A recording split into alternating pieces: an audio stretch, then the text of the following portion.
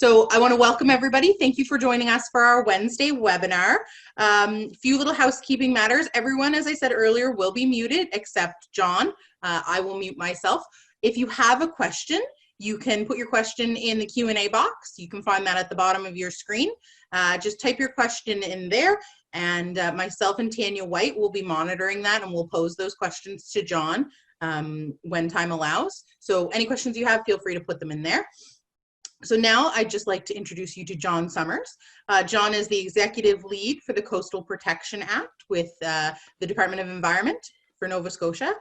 John's done a couple of these sessions, I think 2 or 3 so far for NSAR over the last year or so. So today, John is going to talk to you about the Coastal Protection Act and some of the rules and regulations that he and his team are working on and what that might look like and its impact on real estate and on buyers and sellers. So with that, John, I'm going to turn it over to you and I'll get out of the way. Thanks very much, Paige. So yeah, I've done a couple of these sessions before, and I really appreciate everyone taking some time this morning to hear what we're doing with the Coastal Protection Act. I've got a presentation. It's just shy of 20 slides, I guess, and Tanya and Paige are going to manage the questions coming in. If it's a question that I'm answering in a few slides hence, I'll just kind of just tell you that. But if I mumble something or I say something that isn't clear, that's fine. To just feel free to interrupt by putting your hand up or putting it through the Q&A as Paige described. Okay, I'm going to try to share my screen here, or share my, actually, I want to, there we are.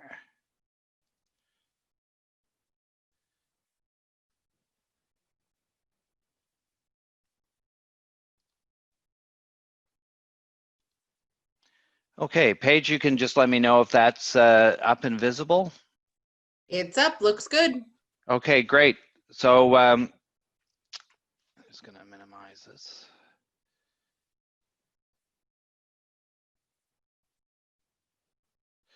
All right, so today we're going to talk about the Coastal Protection Act, which is a provincial, a piece of provincial legislation that passed in the legislature last spring.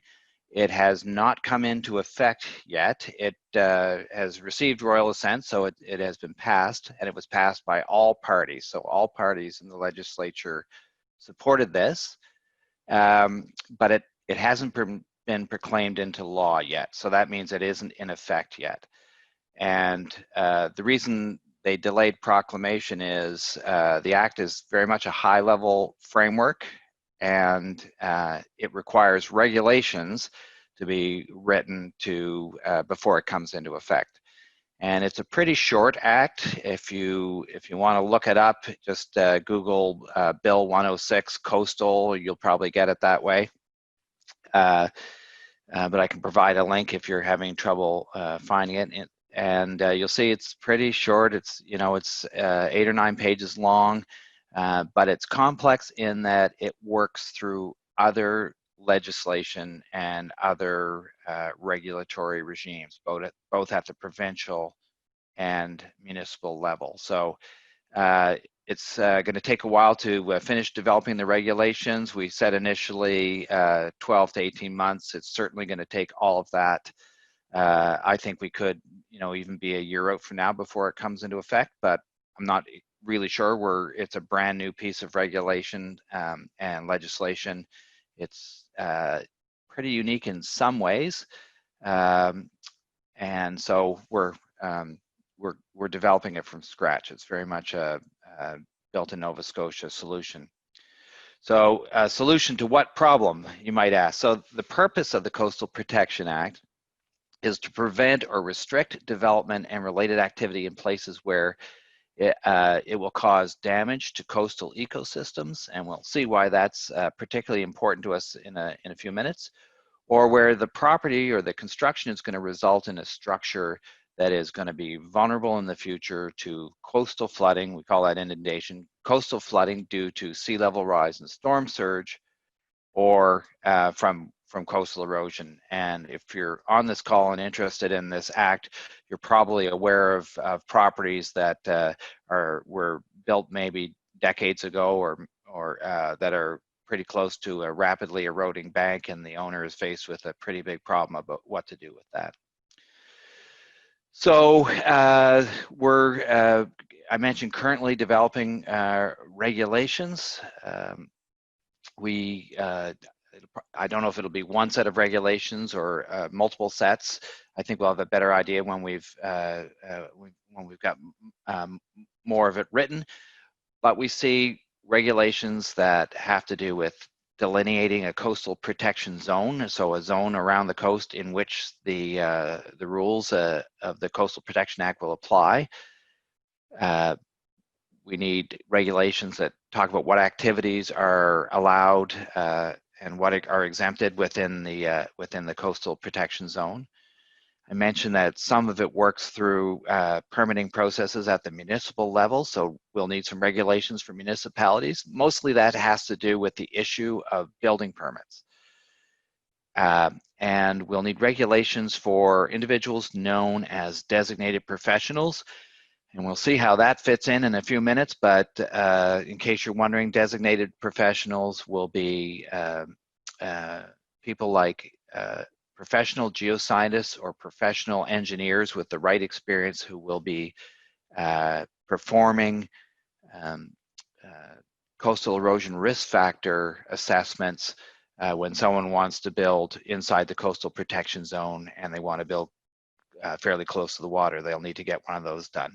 And so at their own expense. So we'll talk about that a little later on in the presentation. That'll be a pretty, I think, important issue to realtors. We need a regulation to prescribe how that risk factor assessment will be done, and it'll be fairly specific so that we have consistency. The best consistency we can have around the entire province. And finally here, we'll mention we're also working on a shoreline structure standard. So for people who want to put down armor rock or build seawalls or breakwaters or that sort of thing, those activities, not always, but usually require a permit issued by Lands and Forestry pursuant to the Beaches Act or the Crown Lands Act. Some of you may be familiar with this. And so this will kind of firm up and make more consistent the policies that they have around those structures. So it's important to say that this will not stop people from building on the coast or doing anything on the coast. It's really focused on risk management. So I don't want anyone to feel that we're saying you can't build anywhere in sight of the water or anything like that. We all know everyone wants to, or that's highly desirable, but what it does do is it makes sure that people take some extra precautions to ensure that the location of their proposed structure or the construction is not in an area where at least the best projections available to us tell us, you know what, that's going to be underwater twice a day in 40 years from now, or where we're saying, look, that bank is going to erode and you're building way too close to it, you need to move back. And some municipalities in Nova Scotia, like HRM, Cumberland County, parts of Lunenburg County already have rules similar to this. Okay, so first thing I think to acknowledge is that there's some challenges. It's not a simple undertaking. Nova Scotia has more than 13,000 kilometers of coastline. And you might be surprised to hear that, but the reason is it's so convoluted. There are areas where the coastline is pretty straight, but then there are other areas. Think about the eastern shore and parts of the south shore, and also parts of the north shore where there are a lot of little inlets and islands, and so it's a very convoluted coastline. And the geology and the topography of the shape of the contours of the land are just change from sometimes within a few hundred meters. So it's very although overall, people would say Nova Scotia is fairly vulnerable to sea level rise and fairly vulnerable to coastal erosion. On a property by property basis, that can really change within a few tens of meters.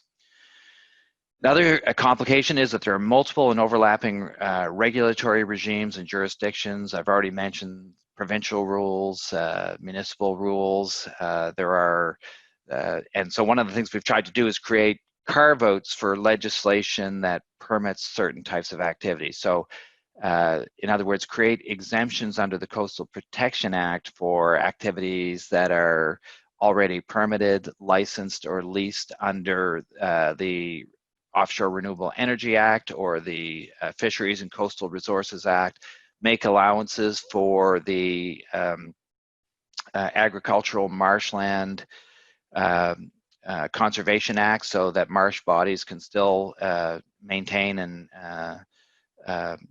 repair their dike systems and things like that. So there are carve-outs, and there are also exceptions for commercial and industrial activity that requires direct access to the water. So like a terminal of some sort, a fish plant, that sort of thing. So there are exemptions for those sorts of things. And I mentioned that, you know, this act will work through other legislation. You'll see how that works in a few minutes, and partly that's because there's one of the challenges is a need to really these days keep regulatory burden to a minimum.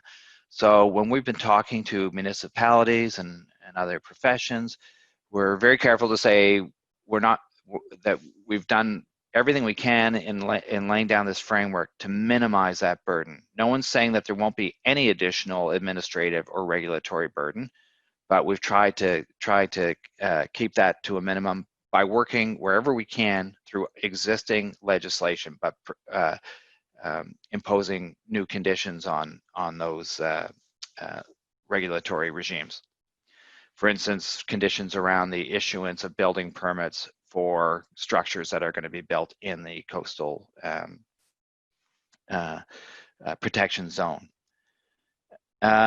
So many stakeholders with a diverse set of short-term and long-term interests. So if you're selling a house, your interest and your view of the world may be different than if you're buying a house, or if you bought a house a few years ago and are now facing an unexpected problem with sea level rise or coastal erosion. So municipalities face you know, have a mixture of interests. They're interested in development, of course, but they also don't want to be saddled with the cost of maintaining shorelines and things like that. So there's a whole mix of interests, and it's important to acknowledge that right up front. With all those challenges, it's really important to acknowledge that the risks related to building in inappropriate coastal areas are real, and that we can expect them to get worse over the coming decades.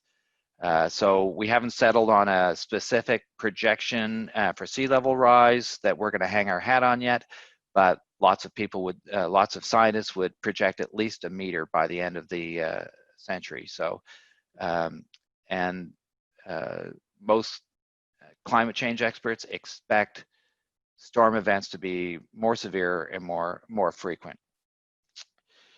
We also know that coastal erosion is a big problem in a lot of areas of Nova Scotia, and I can forward a link through Paige at some point after this presentation, just a story that came up in PEI recently, and talking about how the average erosion rate in PEI was something like 40 centimeters a year, and that's a foot and a half. So it's a big problem in Atlantic Canada. It's a big problem in Nova Scotia. And we can fight that by trying to stabilize shorelines and things of that nature. But once we start that battle, it can be very expensive, and it's shoreline armor and things like that. Like sometimes it is the best solution, but it's never permanent, and it has its own set of consequences. All right, onward. So how will into the meat of it now, how will the Coastal Protection Act work? So the first thing is the Coastal Protection Act gives the government, the provincial government, the authority to delineate a coastal protection zone. And that sort of straddles the ordinary high water mark. And the ordinary high water mark is sometimes its exact location is subject to debate. We've talked to lots of surveyors about this, but it is something that is generally recognized. And so if you think of that as a center line of the coastal protection zone, it gives us authority to create a zone on either side of that line in areas immediately adjacent. So we don't know how deep that zone's going to be yet, and people will ask me, what do you think? Every time I give an example, I try to use a different number just because we haven't got there yet. We're working on that now as a part of a project that I'll describe in a few minutes. And hopefully you can see my cursor here, but you can see in this area, that pink line just to the left of the ordinary high water mark. So that's sort of the intertidal zone. We haven't specified how far it'll go in that direction. We probably won't. We're not interested in regulating all the way to Ireland. It's mostly what gets built in that intertidal zone that we're concerned about. I'll have a little bit more to say about this because some people will ask sometimes, well, why is it called the Coastal Protection Act? And this is a big part of that. It's to protect those coastal ecosystems. We're not going to stop people from building piers and wharfs and things like that, but we have some specific rules around what you do in this area that are important to the preservation of coastal protection, for coastal protection, preservation of coastal ecosystems. And so the focus there is on shoreline structures. These things are permitted through Crown Lands Act, Beaches Act, and I have a couple slides on that, and I'd be happy to go into it in more detail, but I suspect you'll be more interested in what happens above the ordinary high water mark. So if you can find this yellow dotted line back there, in this hypothetical example, that represents the inland extent of the coastal protection zone or the upland extent. And what we're saying is within that zone, you have to be above a certain minimum building elevation. So that's a vertical setback. It's not unlike the vertical setback in HRM, which in the downtown area is 3.8 meters above mean sea level. That's the CGVD 2013 version of mean sea level. So not the ordinary high water mark, purely a vertical measurement. And you can see how that kind of cuts a contour through the land. So you have to be above that elevation. But if you're above that elevation and you're still within the zone you want to build in this area, that's where you will need to hire when I say you, at the landowner's expense, the landowner, if they want to build anything in that area, unless it's exempt for some reason, that's where they will need to hire a designated professional to come in and do an assessment. And what the result of that assessment will be a certificate that goes to the municipality along with a building permit application and says, okay, there's no erosion risk here or very low, they can build into this area. Or there's a pretty significant erosion risk, they can only build X number of meters from the ordinary high water mark. And yes, there will be some cases where there will be a piece of land that's particularly land that's really small in a highly erodible area, or it's in a really low elevation where they will not be permitted to build. So we know that's going to happen. I hope it doesn't happen too much because I know that's pretty disappointing news for people, but that could happen. But hopefully in most cases, the risk trade-offs will be significant or will be favorable enough that people can build somewhere in this area, but not so close that in 10 years they're going to be coming to the municipality, the provincial government or the federal government and saying, hey, my house is about to tumble over the bank. We need support. We need you to buy our property. We need you to armor our shoreline. And I get asked, done a lot of presentations now, and I don't think I've done one where someone didn't ask, does this act provide for financial assistance to people who build in places that are risky? And the answer is no. Doesn't prevent that from happening, but it is not an infrastructure or a funding program. Okay, so on to, that's the basic concepts. So just a few words about each of the regulatory areas that we're working on. I mentioned the coastal protection zone will be an area immediately adjacent to the ordinary high water mark on both the upland and seaward sides. We'll set that out in regulations. We will be consulting on the regulations. I'm not sure when yet. We still have a fair amount of work to do. And as I mentioned earlier, you can kind of picture that upland boundary as a starting point for establishing a property-specific horizontal setback distance. So in places where the coastline's really straight, delineation should be pretty easy. But where there are, you can see in the upper image here, barrier beaches, you know, exactly where do you start delineating from there? We've got some serious head scratching to do around that. There are solutions. We just need to figure out what they are and make sure that they're easy to apply, like from a GIS system or something like that, so that not too much local interpretation is required on the part of the municipality. I think I have a John? question. Yeah. Yep. So Glenn is wondering, does the Act consider the 100-year high water mark, especially in lower areas, or is it just the ordinary high water mark? Well, there's a difference between we'll get into this in a little bit, but it's a great question. So it's a bit hard to wrap your head around initially, but when we're talking about minimum building elevations, we're measuring from the mean sea level, which we know will increase. And so we're really, I'll explain exactly how we're looking at that in a minute. And the ordinary high water mark is purely for a horizontal reference for us. So it's a great question. I think it'll be a little clearer. I have a diagram that explains how we're doing that. So if we can just, I'll come to that in a few minutes, and I'd be happy to take more questions about that in a moment. But it's a good question. Okay, and we have one other, just while I have you. Yep. Kelsey is asking, if someone is interested in purchasing land, they would be advised they have to pay a designated professional to come in and do an assessment before they make an offer? We will leave that up to the dynamics of the market, but I think it's quite possible that it might become a condition of sale in some cases, and it might depend on whether the land is developed or not. I think realtors would actually have a better sense of how this will unfold.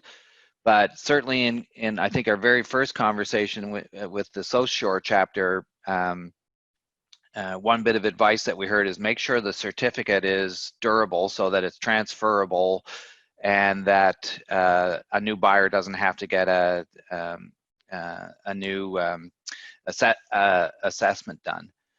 Yeah. So I'm not sure if that answered the question. I'm sure we'll have more discussion on that in a bit, because it's a really important feature of the Act, I think, to realtors.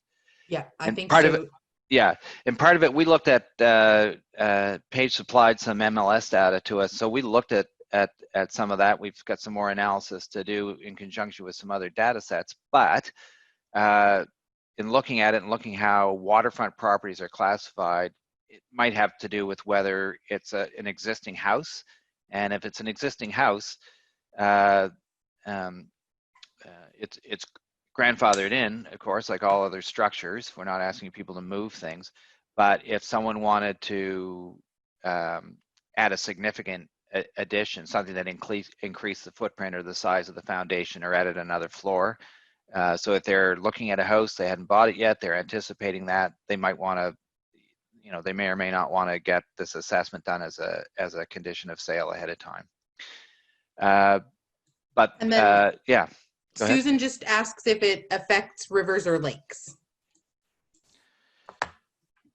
Rivers, yes, if they're connected to the ocean and they're tidal. So the way the Act, it's a great question, and it doesn't affect lakes unless they are in a area like this. Can you see my cursor moving, by the way?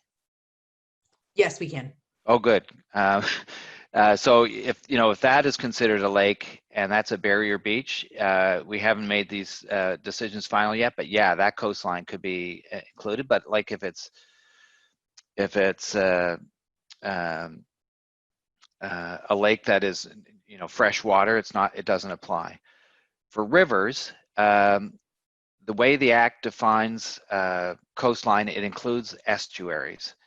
Now, I remember reading that there are 64 estuaries in Nova Scotia. I don't know who the heck came up with the number 64 or what the cutoff was, but what we're trying to do just is define it in a way that makes sense from risk management. So if it's a tidal, if it's heavily affected by tides, or it's going to be either because it is tidal itself, or storm surge will back that up and flood well into the estuary, land surrounding the estuary, then yeah, then the coastal protection zone will extend up there. We also know, there's a salability point of view here, and we can't trace every river and stream right into its origin either, or someone's going to be living in the center of the province and ask why the heck, the Coastal Protection Act applies. So we're working to come up with some good common sense rules that balance risk management with not tying up people with regulation that don't need to be affected. Any other questions before I move on? If anybody has anything else, you can pop it in the chat. As of right now, that was all we had received. Okay, great. And so I've already kind of covered some of the areas here that we're working with now, like coastal wetlands and marshes. How do we delineate around those? How do we address already developed downtown waterfronts? So we may need special rules for those. And how best to leverage geographical information systems. So I'll only get into that if someone's really curious about that, but we want to make it as easy as possible for municipalities and landowners. So mapping is a big deal. There's lots of great work going on with Service Nova Scotia and GeoNova with very accurate LiDAR mapping around the coast. It's not ready yet. We're hoping it'll be ready in time for these regulations. We'll talk briefly about shoreline structures. I'm going to actually just zip through this slide very quickly. We've already mentioned that things like shoreline armoring, breakwaters, wharfs, and things like that are generally permitted under the Crown Lands or Beaches Act, and that the Coastal Protection Act will impose some standards there. I'll just quickly zip to the next slide. We can come back to this if people are interested, but why are we even doing this? Well, those coastal ecosystems like salt marshes and things like that, they're extremely valuable to our ecosystem. They are very efficient carbon sinks, so they absorb CO2 in an era where we're really trying to do everything we can to reduce emissions. They help protect inland areas. They filter out excess nutrients, in other words, fertilizer from leaching into or flowing into fish habitat and wildlife habitat. So they're pretty important to our environment. And things like structures with toxic building materials like pressure treated lumber, contaminated fill, infilling can directly destroy habitat.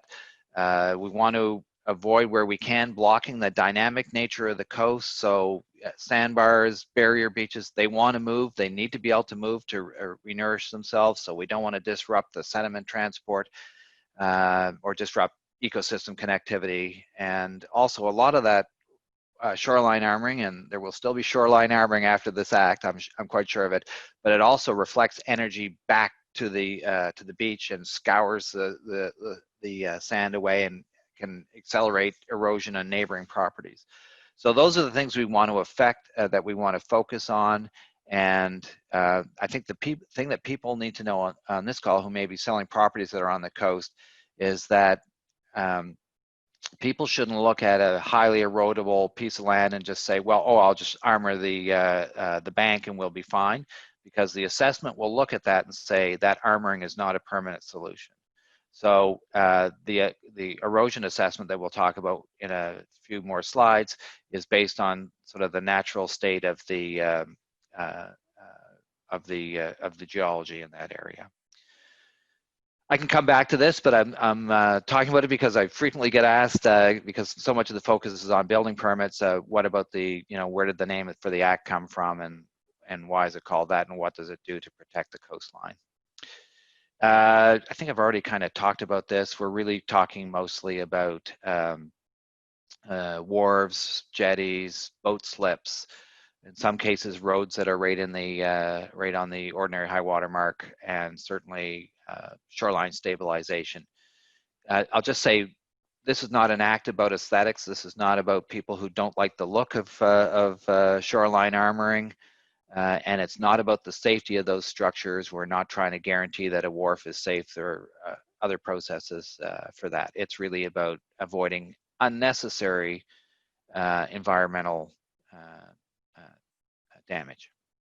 Okay, on to, so this hopefully will address Glenn's question. So how will the Coastal Protection Act address the coastal flooding risk? So this is important because this leads directly to vertical building setbacks or minimum building elevations, which means that within the coastal protection zone, you won't be able to build, say, a house or add on or dramatically expand another house if that structure is below a minimum building elevation. And that minimum building elevation is designed to avoid coastal flooding now, but also in the future. So as sort of a working assumption, we'll say out until year 2100, 80 years from now.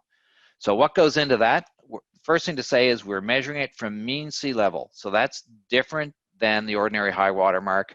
In a lot of parts of the province where the tidal range is only a couple meters, and if the land is reasonably sloped, it may not be that big a deal, but where we're measuring from mean sea level, we have to take into account tides. And so if you think of the Bay of Fundy area, I don't know if anyone's on the call from anywhere on the Cumberland County or Colchester County on the Fundy side or along the valley. So the tides are huge. And I mentioned in downtown Halifax, there's a minimum building elevation or a setback of 3.8 meters above this mean sea level line right here.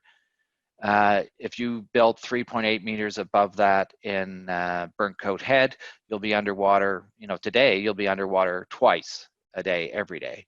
So we need to adjust for tides. So we are going to determine a practical sea level rise projection, which we'll adopt into the regulations, and add tides to that so that it'll be different around every area of the province. We'll explain how we will communicate that in a moment. And then we also need to add on top of that some sort of margin for risk for weather-related events, those storms that come, and everyone's probably heard the terms, the 1 in 20-year event or the 1 in 100-year event. We can't model those precisely for every part of the province, so we will find some sort of a normal amount that kind of increases the safety margin above where we think the sort of resting, what we're calling the higher high water large tide in the year 2100. So back to Glenn's question, I'm not sure what the 100-year ordinary high water mark means. It's not a term that they'll use in floodline mapping actually, but what they will look at in coastal areas is something called higher high water large tide. So that is the highest tide, average of the highest tides in a 19-year cycle. So there's or is it 18 years? 18 or 19-year cycle. So DFO models this. We don't have that many functioning tidal gauges left in the province. And this mainly makes a big difference around the Bay of Fundy region, but that's what we will use. So we'll use sort of the current measure of where the higher high water large tide is at 19-year cycle, and then we'll boost it up to account for future sea level rise. And the way we'll communicate that to municipalities and landowners will be something like this. So we'll divide the coast into sections. I don't know if the map will look exactly like this. We're working on this now. And say if you were looking at section 16, which is, you know, Digby area, we would specify what the minimum building elevation is for there based on that, some calculation from the previous slide. So we'll create a schedule for this. We're already working on it, trying to figure out where are the right breakpoints, where are the best ways to describe those sections. And so it'll be sort of somewhat similar to that. And I think there's a question I'd be happy to take. Yeah, so Glenn says the 100-year high water mark appears on some topographical maps, especially lands around lakes. Okay. So I think that was just in response to yeah, no, great. clarifying. Yeah, so we will not be using that term. We'll rely on sort of the DFO definition around the higher high water large tide and the ordinary high water mark. And of course, mean sea level, which we will, there are different ways of locating mean sea level. And the one we will use is called a geodetic datum. And we can be measured very accurately with the right instruments. And we'll use a common standard called CGVD 2013. And so that's a particular version of mean sea level that most municipal planners would refer to. So that is how, so we'll create a schedule and a map graphic that will look something like this. I think there may be, you know, more sections and this may apply. This is totally fictitious just for this shape of this, but we're trying to make it as user-friendly as possible for any stakeholder that needs to know what the minimum building elevation is for that area.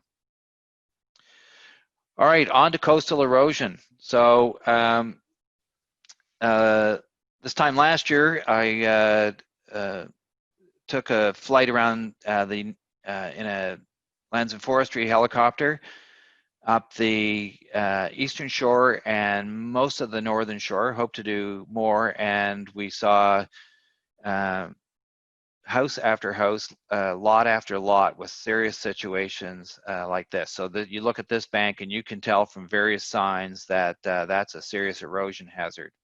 And if you've got enough room to move back a safe distance, whatever we determine that is, that's great. But when that starts to get really close to your house and starts to undermine the foundation or something like that, you've got a serious problem.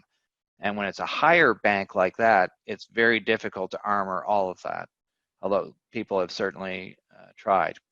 So our idea is, because all the coast of Nova Scotia is so diverse, I can tell you that from within a few meters of this highly eroding bank, just, you know, a few tens of meters around, there was around the corner, there were actually parts of the bank that were very hard rock that wasn't going anywhere and wasn't particularly exposed to wave action.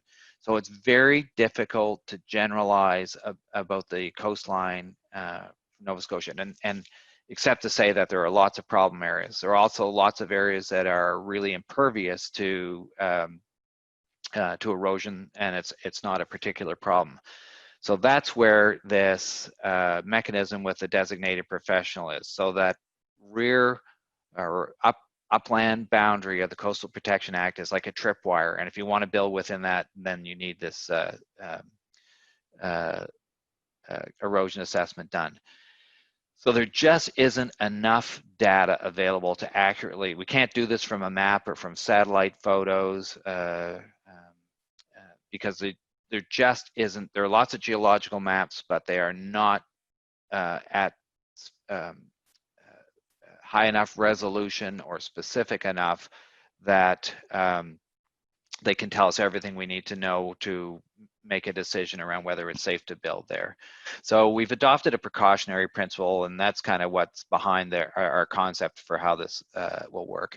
And we also need to incorporate future risks. So although it's sometimes useful to look at series of aerial photos and things like that for an area, they're not available for all areas of the province, and they're not always the best predictor of what's going to happen in the years ahead. And they don't take into account sea level rise, which is a fairly, I mean, it's always happened, but it's in the last century that it's really started to accelerate. So in order to ensure a practical and consistent approach to assessing coastal erosion risks, we want to be very prescriptive or very specific about how that erosion risk is assessed. And so we're writing a regulation around that. We've hired CBCL, which is an engineering company based in Halifax with a lot of coastal engineering experience to help flesh out the model you're about to see into something that's practical. And we know we have a lot of a number of balances to strike with this. It can't be too expensive for landowners. It can't take too long to find and hire a designated professional. So it's going to take some while to get that system up and running. Can't take a long time to complete, so we're thinking really, you know, a site visit of a couple of hours max from the designated professional, maybe some desk work that they have to do. We think the process should be fairly understandable to landowners and municipal building officials, so not too technical. So it's a high-level assessment of the risks, and we believe that with that kind of summary assessment of what's going on a property, we can avoid the vast majority of bad building decisions, building in places where we know it's going to be vulnerable. I think there's a question I'd be happy to take. Nope, no questions. Okay. And so the flip side of this is it's no substitute if it's a commercial entity or something like that and the stakes are really high and someone wants to hire an engineer to do a more detailed study, that's fine, but that's totally outside the regulations, and it's not going to affect the outcome of the assessment that the designated professional does. So how will we do this? So the key to it is looking at the main drivers of coastal erosion risk and then considering them in combination. So this is kind of simplistic, but we'd look at how erodible is the geological material and structure. So is it like loose fill? Is it just loose gravel soil type material that is constantly getting eroded away at a rate of a meter a year or something like that? Or is it hard igneous rock? Like on a lot of from in Halifax County down, there's a lot of shoreline facing the Atlantic that is just hard granite and sloped gently, and it's not going anywhere in 1,000 years.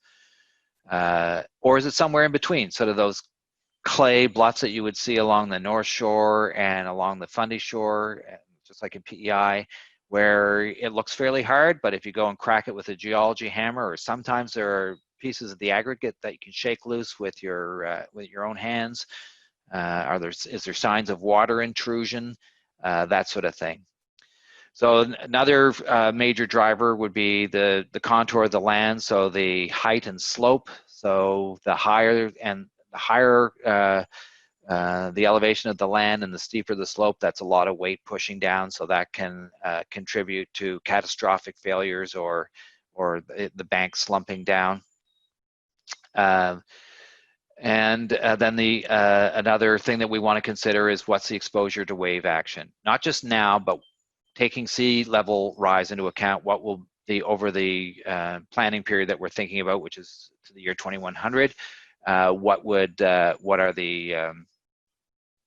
what's the exposure to wave action? Because and the way we'll measure that is really normally that takes really detailed local modeling, and that's going to be beyond the scope of what we're talking about here. So we'd look at fetch. So fetch is the amount of open water adjacent to the shoreline, and you need a certain amount of fetch for winds to pick up to drive the wave into, the water surface into wave action. So in this example, which is just an example, we would look at 3 factors like that and then consider them in various combinations with some sort of a risk matrix, where you'd look at the geology, the various combinations of the geology that we just described, what that contour risk is, the shape of the land, and going backwards is sort of a 3-dimensional matrix here, and consider what's the wave exposure. Is it high? Is it medium? Or is it exposed? So worst case scenario, you have a high, very loose, high steep slope made up of very loose gravel and soil, and it's very exposed to wave action, and that might result in like the highest overall risk. If you had very hard material, gently sloping contour of the land, it's granite or something like that, just sloping gradually away from the water, and it's not particularly exposed to much wave action because it's in a narrow inlet, probably not a lot of erosion risk there, so it'd be maybe lowest risk or something like that. And for each of those areas, we will determine, or for each of those risk levels, we will determine an overall risk score, and for each of those, we'll determine what's an appropriate setback. And so you can look at these as a reduction from the coastal protection zone, if you like, but it's possible that in the overall highest risk area, that in some cases that setback is going to exceed the extent of their property, and it's just not safe to build there. And whether the regulations say it or not, I think in the future there are going to be some properties where lenders are going to say we are not prepared to lend money because the property, which is our collateral, is at great risk, and that would also apply to minimum building elevations.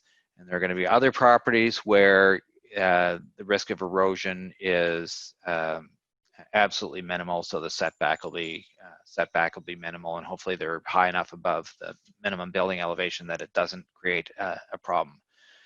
We know there will be some properties where it does create issues for the landowner, and I guess if that weren't true, we wouldn't have even bothered with the act, because we know there are enough cases where we can see just from our own photographs even that there are properties that are seriously threatened by coastal erosion or sea level rise. And a lot of these people, if some of those houses are big, beautiful houses, and they are owned by wealthy people, and you can say, yeah, why don't you just get them to sign a waiver or something like that? But there are lots of properties where it's just an average income earner or low income earner's house, and it's going to be a serious problem for them financially and emotionally if they build there and their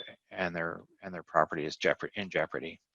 And it's not uncommon for people to come back to government, which means that everyone on this call who's pays taxes, to help that out. So the whole idea is that let's try to avoid those problems going forward. On to the designated professional. I mentioned geoscientists and civil engineers, geotechnical engineers. There'll be people that need to have some experience in those areas. We'll set this out in regulations.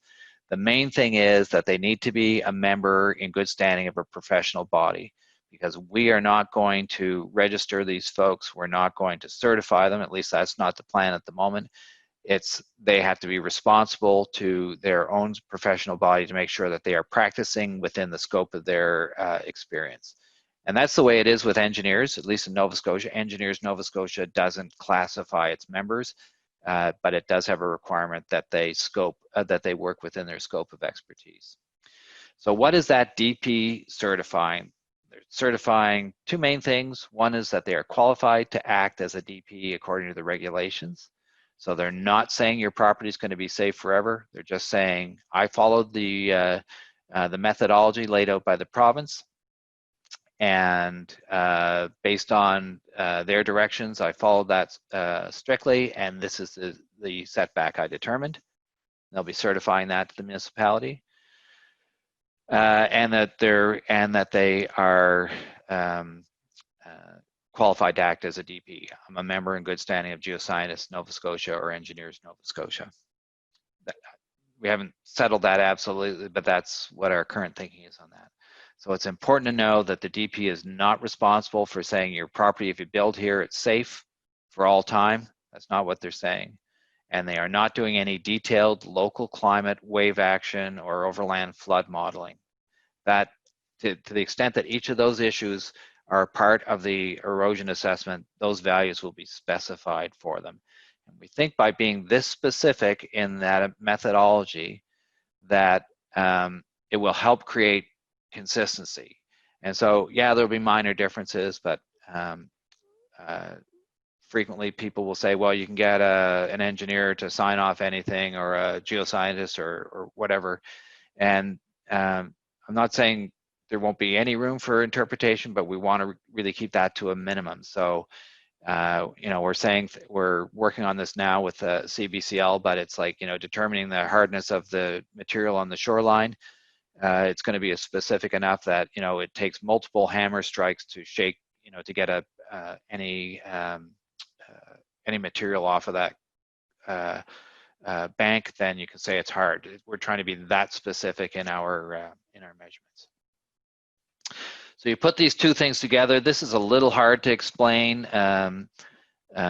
via Zoom, but in this example, you could see here, this is the yellow line is the upland boundary of the coastal protection zone. We really have not determined how deep that should be. Our work with CBCL will give us some ideas about how deep that needs to be. We know it needs to be balance the need for protection with something that's generally acceptable to the public. So we'll just leave that there at the moment. But in this case, that's the coastal protection zone. So if you want to build anywhere between that yellow line and the water line here, you have two things that you need to look out for. One is, am I above the minimum building elevation? And that'll be different for different sections of the province. And you can see, we can trace that like a contour line on a topographical map.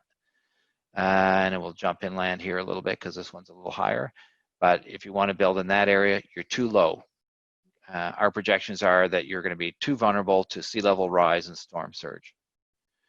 And if you want, but if you're above that line in this section, you want to build anywhere in here, that's where you need to get the SERFA done. So you got two things to consider before you build somewhere. Over here, yeah, you're still below the minimum building elevation, but you're outside of the coastal protection zone, so the Act can't touch you basically. So I think hopefully people would think about, okay, well, technically I can legally build here, you know, unless there's a municipal rule around that, you're in a flood zone or something like that. But I can build here, but yes, I you know, I can't be impacted by the Act, but it is actually below that below that minimum building elevation. Is there a question there? Yeah, we just have a quick question. Does the Act only deal with buildings, or does it cover a landowner being able to clear trees or landscape in protected zone? It's about anything that requires a building permit. So it doesn't, the way we see it right now, it doesn't affect your ability to clear land or landscape. So important caveat, I don't get to make all those decisions. The Act would certainly provide authority to regulate those things, but we're focusing really on structures and things that require a building permit. So that's where we are at the moment. So pay close attention. I mean, it could change, but it's not our intention to regulate those things with this Act. There may be, depending on where you're building, if you're up in estuary, there may be buffer requirements under the Crown Lands Act or something of that nature. So it's good to check. It's probably worth saying that when I say things that require a building permit, there could be a few exceptions. So, you know, people want to build a deck on the side of their house. Um, it may depend a bit on the municipality, but that's something that we would probably see exempting. The building permit in that case is really about safety, which we're not interested in regulating. So if it doesn't increase materially the size of the foundation, you probably wouldn't require a SERFA. So lots of cases where people have pagodas or sort of structures very near an eroding bank, and we're really trying to avoid that sort of thing. That is we don't care about that in particular. So even if it is something that required a building permit for something like that, it might be exempted. Things like garages and outbuildings, we have not made a decision on yet. I think we'll probably want to talk to municipalities about that to see what's reasonable. If someone's building a new front step or something like that, or a porch, and it's really just a wood structure out on pylons or something, we're probably not going to, we'll probably create an exemption for that.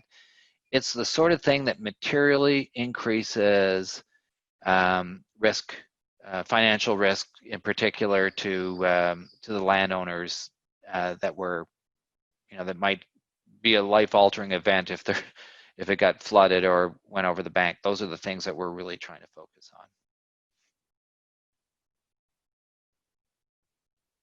Another question. Just to thank you for the clarifications. Oh, no worries, thanks. So process-wise, this isn't really quite as bad as it looks, I hope. But basically, just the owner wants to build in the coastal protection zone, and I suppose in some cases, if someone wants to buy particularly undeveloped properties where there's no structure there now, so they want to build in there, they have to retain a designated professional who will complete this coastal erosion risk factor assessment, and that'll be known. Our working title for that is CERFA, C-E-R-F-A, and so they hire a DP. The DP provides a certificate, and that goes with the permit application into the municipality. They determine whether it's compliant with the Coastal Protection Act, and then proceed to process the building permit application in the normal way. So we don't have all the details worked out. We've had lots of conversations with municipalities. We'll have lots more. Municipalities are required to maintain records of it so that we can do periodic audits from time to time. I think, and Paige will remember this, I did a presentation to the South Shore chapter of the Nova Scotia Realtors Association. I think it was in Bridgewater, and people were concerned about it becoming a condition of sale, and would there be undue delays? Well, there could be some. We're working to figure out how to minimize those as best as possible. But the part of the idea here is to keep the burden on municipalities at an absolute minimum. So they're really responsible for checking, is there a certificate if it's within the coastal protection zone, is it above that minimum building elevation? And if it is there a certificate from a DP saying that the coastal setback is X number of meters and their location is behind that, their proposed location. And I think different municipalities are more or less vigilant about checking those things, but I do know in talking to building inspectors that, and that's our main compliance avenue here, is that they will go, some municipalities require a footing permit when you start to build your foundation. They will go and in their language, GPS it to ensure that it's where their site plan said it was.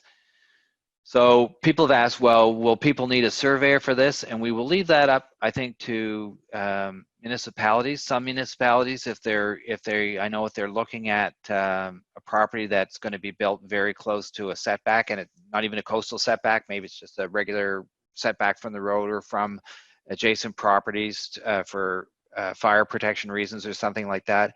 If it's really snug and really close, they will sometimes require a location certificate that a surveyor would have to provide. So we're not going to demand that. We're going to leave it up to the municipalities to accept whatever indication that they currently use for the proposed location when someone submits a building permit. And the consequences of being inaccurate in your plot plan is having a building inspector show up like they might today and say, this is not compliant with our land use bylaws or whatever, and they'll issue a stop work order or make you move it or whatever, which makes me cringe because if it was you and it was an accident, that would be could be a major expense. But that's what they have to do to make sure that people are compliant with building permits. Yeah, just final slide here. We know we need to talk to a lot of people about this. I've been through, a number of public consultations in various forms over my years in government, and we frequently have a long list of stakeholders. Well, this is this is a case where the stakeholder list is pretty long, and just about everyone on our list is significantly has a significant role or can be significantly impacted by the act. So the way we're looking at it, we know as we develop, get closer to developing, having final versions of the regulations, and then when we go to initiate and launch the regulations, that a lot of people need to know about it, be prepared, be trained up in some cases. And our way of looking at that is kind of to list the stakeholders and think about what events or when would they really need to know about the Coastal Protection Act. So, and then what would they want to know? So we're just looking at land, building owners and developers. So they'd be interested when they're contemplating property transactions, when they're actually, or when they're actually building. And in some cases, particularly for developers and land use planning. Builders, contractors, architects, and engineers are going to be most interested when someone is contemplating building a structure, either a brand new structure or significantly adding to an existing structure. Designated professionals, they'll be impacted or they'll might be called upon in contemplation of a property transaction or building in the coastal protection zone. Land surveyors, same deal. Realtors, appraisers, and we've talked to the Nova Scotia Association of Land Appraisers. I'm not sure I have the title quite correct, but lenders, insurers, solicitors, lawyers, they'll want to know when people are contemplating transactions or building in the coastal protection zone. Municipal officials and provincial officials, or municipal officials in all cases, and also provincial officials. So there are apart from the people that are working directly on the regulations and people that will be managing them going forward, it's our Nova Scotia Environment Conservation Officers. They used to be with Lands and Forestry, now they're with Environment. They'll be the main compliance arm for Crown Lands and Beaches Act permits, and municipalities, of course, through building inspectors for things that require a building permit. I've been talking a long time. I think that's it. I want to thank everyone for their attention, and I'd be happy to hear your thoughts on where we're headed and any questions you might have. Thanks so much, John. So if anybody has any questions, you can just pop them in the Q&A box there. This is your opportunity to ask whatever questions you have about John's presentation or the Act and how it might impact your clients and your business. So we'll give it a couple minutes and see if any questions come in, and we'll go from there. And I'll just add that if a question occurs to you later on, my contact information is there. That number is my office number where I'm almost never at the moment.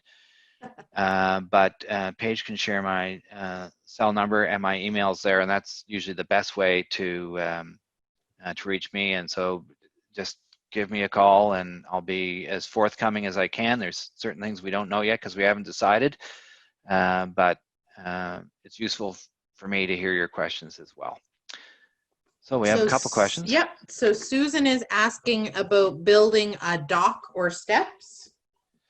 Yeah. And I think you had addressed that at one point, but briefly. Yeah. So we'll just zip right back up here to the. It was kind of in. So for a dock, anything that's on the ordinary high water mark, typically there are some exceptions.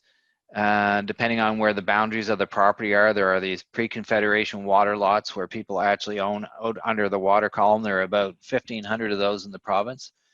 That's out of more than 60,000 properties that have some frontage on the coast. So those are usually permitted under the Crown Lands Act and or the Beaches Act. And so the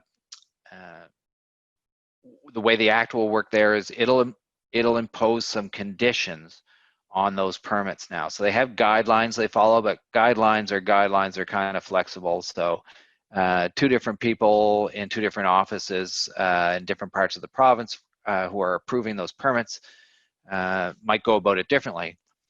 So we just want to firm that up a bit. So one of the things here, you can see this clumsy little diagram there. It's really important that in, for instance, a wharf or a dock, that the water is able to flow through the crib work or between the crib work. So that's a structural thing that we will change from a guideline to an actual regulation, so that that water can flow through there and it's not not upsetting the regular flow of sand and things like that. Now you can build these things called groins, which are basically seawalls that go perpendicular out into the ocean, and it traps sand so that you can have a bit of a beach there, but it denies everyone else in that sediment cell or along the beach, their beach won't be able to renourish itself. So that's the kind of thing that would be prohibited under the regulations, unless it's an important exemption that I didn't mention earlier, and that's for public infrastructure. So sometimes you need structures like that to protect access to a little harbor. So the other part of Susan's question was like about steps and things like that. Well, if it's like a porch or a step or a deck and it doesn't increase the size of the foundation, even if it required a building permit, we'd exempt that, so the municipalities don't have to worry about it and the homeowner doesn't need to worry about it. And the idea being that if those things go, they're usually not a large life-altering expense, like having your house destroyed and not being able to resell it because no one's going to buy it because they know it's subject to flooding or something like that. Susan, is that okay? I think so, but we'll see. I'm sure Susan will let us know. She said thanks. She meant steps into the water. Oh, I think we'd look at that. I'm not sure about that. I think we'd look at that as like any other kind of shoreline hardening decision. So I'm aware. Yes, steps down to the beach. She says they have lots. Yeah, I don't think that. Yeah, I don't think we'd be too concerned about that. Okay. Like a lot of people have shoreline armoring and then have wooden steps over top of that. I don't think that's subject to any permitting that I'm aware of, and we're not concerned about that.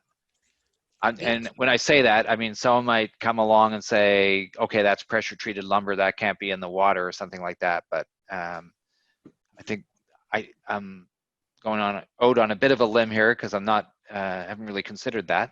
Glad you brought it up, but I don't think that'll be an issue that we're that concerned with. Great. And Kelsey is asking, is there an estimated timeline of when the CPA will take effect? Yeah, I think it could be as much as a year from now, so a little longer than we initially expected. And I don't get to make those decisions myself, but I know how much work we've got to do. It could be a little less, so we don't know exactly. We're working on a The major project right now is the coastal erosion assessment and model. So that, I think, is supposed to be more or less ready by the end of September. We need to do some testing on it and figure out how to package it for the public and for designated professionals. And so it will be some months yet. And that question reminds me that the Act also provides for making allowances for building permits or other permits that have been issued, just before the Act came in or that are still valid. So if you had a building permit that was issued pre-Coastal Protection Act, we haven't written this part of the regulations yet, but we know there will be. There are provisions for those building permits to be acted on to build those structures, regardless of what the Act says. Now, some building permits, some municipalities will allow extensions to building permits. And so one of the decisions we'll need to make is how long we'll allow that extension to be. So what we don't want is, we don't want someone who, in good faith went out and got a building permit, and then this Act came in and all of a sudden they are halfway through building their house and they have to stop. No one wants that. But at the same time, we also don't want someone saying, well, I got a piece of property there. I don't really plan to build on it right now. It looks kind of dodgy. So I'm just going to get a building permit and I'll just keep extending it year after year. So we're not going to allow that either. And we'll figure out what the sweet spot is there. Great. Well, I don't think we have any more questions, but as John said, if anybody has any questions, you can pop him an email, or if you need his contact information, you can pop me. This is Paige. You can pop Paige an email and I can get you in touch with him. You can ask him your questions and share any feedback or thoughts that you may have. So John, I wanted to thank you for joining us today. We really appreciate it, and appreciate you always coming in and letting us know what's going on with the Act and how it's going to impact members and their clients. And with that, thank you everyone for coming, and we will see you at our next Wednesday webinar. John, thank you so much. Thank you very much. Thanks everyone. Appreciate your questions, and any ideas, thoughts, further questions, as Paige says, please get in touch. Great. Thank you so much. Everyone have a great day.